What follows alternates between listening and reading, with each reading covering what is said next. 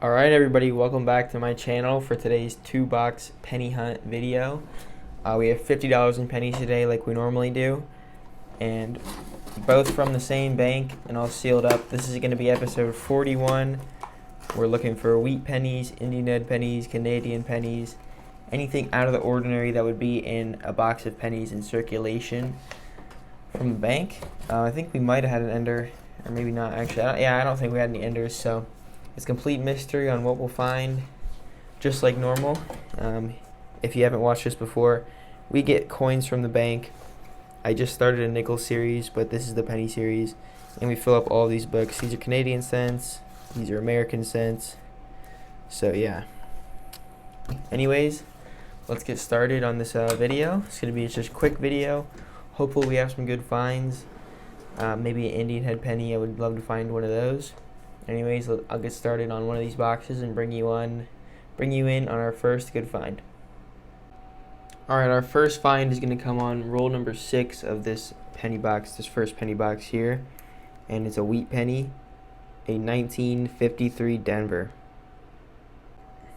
Alright, it's been a pretty rough box so far. We're not finding too much, but it's roll 19 now, and we got our second wheat penny, a 1956 from Denver. Alright, so that last find was actually roll 29 instead of roll 19, and now we're on roll 35 with another wheat cent here, a 1955 Denver. Alright, it's roll 42, and we're going to have our fourth wheat penny here, a 1952 Denver. Alright, 2 rolls later, and we got another wheat cent right here, a 1951 Denver this time. Alright, we have 1 roll left, so we're on roll 49, and I can see a wheat penny and a Canadian. The Canadian is from 1989, and then the wheat penny, I just saw the year already. There's the reverse, and it's from 1942. Alright, we finished up with box number 1. We only had 6 wheat pennies and 4 Canadians, but maybe we'll get luckier in the second box. I usually get like around 10 wheat pennies and then 5 Canadians, but it varies a lot, so we'll have to see what we get in the second box, but let's get started on that. On roll 9 of box number 2, we got a 1948. Alright, roll 11, and we got a 1955 Philadelphia. And actually there's a really rare error for this year, where it's like a double die, so the date is like doubled, and there's 2 of it right over top of each other. It's worth a lot, and this is not it, of course, but just letting you know. Roll 13, and we got a 1950 Denver. Alright, roll 19, and we have a 1957 Denver, and then also back here I saw a weirdly like scraped down penny. I don't know, the front's all like worn down by something. That's weird, but got another wheat penny. This box is already doing better than the last box. Alright, roll 30. We're going to have our next wheat penny right here. A 1951 from Philadelphia. Roll 39, and we're going to have another wheat cent. A little bit ago, I saw like a worn memorial cent. I thought it was an Indian head for a second, but it was a really beat up memorial. Anyway, this wheat penny is from 1951 out of Denver. Alright, with just 9 rolls left, we got another wheat cent here, a 1952 Denver. Alright everybody, well I'm pretty excited about this. We don't have another wheat penny. We have about 5 rolls left in this second box. By the way, I'm watching the Hoover Boys right now. But we have, I don't know, we're about in this box. We have about, I don't know why I'm counting the amount of wheat pennies we have. But I just found an amazing error coin.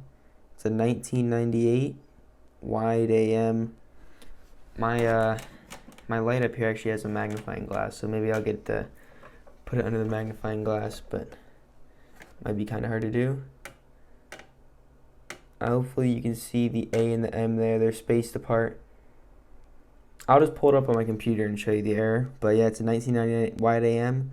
If you know, 1998 wide AM. 99 is a lot rarer, but I'll pull it up on my computer and show you what type of error it is. It's worth about $5 to $10 maybe. Alright, so here's what a wide AM is. Basically, on normal 98s and 99s and 2000s, the A and M, like the bottom are touching, but for this era they're not. So, because it's meant to be a proof, I think it's meant to be like a proof set improvement or something, but they had to use like the proof things on regulars. I don't really know why it is like that, but I just know it's an error, and I look for it on all my 98s, 99s, and 2000s. The 99 is definitely the rarest by far. It's probably worth like 10 times more than 98. But anyways, it's a great find. I found 2 of these before, and not done with this second box, so let's see if we can get anything else. Alright, we finished up with that second box. It wasn't the greatest hunt we've ever had, but definitely this 98 Wide AM made it a video. It'll be a great episode 41. So I'm going to give you a wrap up of all the finds we had now for both boxes, like I normally do, and line them up by year. We had nothing before 1940, which is unfortunate, but still, I'm just glad we got this. And I'm sure we have a few Canadians we can add into the Canadian books. Alright, everybody, welcome to the wrap up of this episode. It was episode 41. We searched $50 in pennies, which is the normal amount. We had 13 wheat pennies, which is less than I normally get. Same with the Canadians. It was kind of some light boxes. I might need to start getting my pennies from somewhere else if they continue being like having not as many finds, especially from before 1940. However, we did get a 98 Wide AM, which definitely, in my opinion, made the video, because I don't really look for that many errors because I just don't know that many, but I do know this one, so that's great that we found that. Yeah, the wheat pennies, our oldest, we got 2 from the 40s, 42, 48. Sorry, the lighting is kind of a 50D, which that was a nickel. I'd love to find that in the nickel series we just started. 51, 251 Denvers, 252 Denvers, 53 Denver, 55, 55 Denver, 5060, and 5070. And then we get a couple Canadians here. I'm sure some of them will be going in the books. I know at least this one will. I don't know about the rest. They might be. But let's go see if we have any replacements, and then put the Canadians that need to go in the Canadian books in there. Alright, we did have one edition for the first Canadian book. Doing pretty good. We added the 1976. It was really hard to get in there. I had to push it down a lot. But I'm sure we'll eventually find one in a nicer condition, because I did damage this one a bit. But at least it widened the hole, so make it easier to get the next one in. That will hopefully be in better condition. Anyways, let's move on to the next Canadian book, which is in here somewhere. Right here. I know we have at least one edition, so let's add that now. Alright, so we actually were able to add 2 pennies to this newer Canadian book here.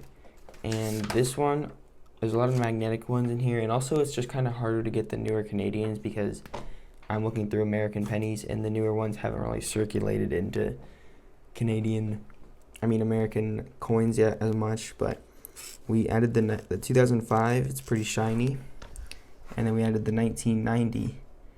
So that's great. I mean, we added 3 Canadian pennies to our books, so it's a pretty good episode. We didn't have too many finds, but better luck next time, I guess.